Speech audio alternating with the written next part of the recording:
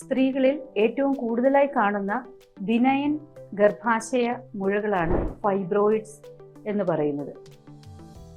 ഈ ഫൈബ്രോയിഡ്സിന് എല്ലായ്പ്പോഴും ചികിത്സ ആവശ്യമാണോ?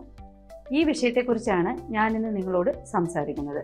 ഞാൻ doctor Lekha KL, senior consultant gynaecologist and laparoscopic surgeon, Apollo Adlux hospital, Angamaly.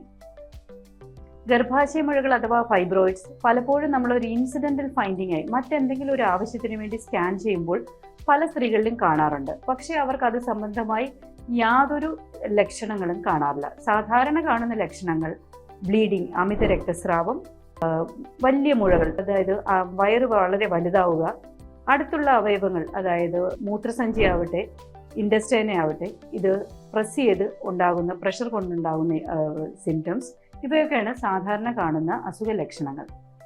ഈ ലക്ഷണങ്ങൾ ഇല്ലാത്തവർക്ക് സ്കാനിൽ ഒരു ഫൈബ്രോയിഡ് കണ്ടു എന്നതിൻ്റെ ഒരു കാരണത്താൽ ചികിത്സയുടെ ആവശ്യമില്ല. പിന്നെ വളരെ ചെറിയ മുഴകളാണെങ്കിൽ നമുക്ക് ചെറിയ മെൻസ്ട്രൽ അബ്നോർമാലിറ്റി ഉണ്ടെങ്കിൽ മെഡിക്കൽ മാനേജ്മെൻറ്റ് ട്രൈ ചെയ്ത് നോക്കാവുന്നതാണ്.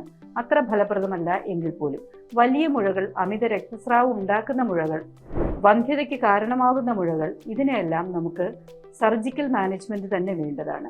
ഇത് ചെറുപ്പക്കാരായ സ്ത്രീകളിലാണെങ്കിൽ മുഴകൾ മാത്രം നമുക്ക് മാറ്റാൻ പറ്റും. അതിനെയാണ് മയോമെക്ടമി സർജറി എന്ന് പറയുന്നത്. ഈ മയോമെക്ടമി നമുക്ക് ലാപ്രോസ്കോപ്പിയിലൂടെയും, യൂട്രസിനുള്ളിലുള്ള ഫൈബ്രോയിഡുകളാണെങ്കിൽ ഹിസ്റ്റോസ്കോപ്പിയിലൂടെയും, പിന്നെ അതിസങ്കീർണമായി വളരെയധികം ഫൈബ്രോയിഡ്സ്, വളരെ വലിയ ഫൈബ്രോയിഡൊക്കെ ഉണ്ടെങ്കിൽ റോബോട്ടിക് സർജറിയിലൂടെയും നമുക്ക് ചെയ്യാവുന്നതാണ്. ഫാമിലി കംപ്ലീറ്റ് ചെയ്ത പ്രായമായ സ്ത്രീകളിലാണെങ്കിൽ യൂട്രസ് തന്നെ റിമൂവ് ചെയ്യുകയാണ്. മൾട്ടിപ്പിൾ ഫൈബ്രോയിഡ്സ് അല്ലെങ്കിൽ വളരെ വലിയ ഫൈബ്രോയിഡ്സിന് യൂട്രസ് റിമൂവ് ചെയ്യുക, അതായത് ഹിസ്റ്റോക്ടമി തന്നെ ചെയ്യേണ്ടതാണ്.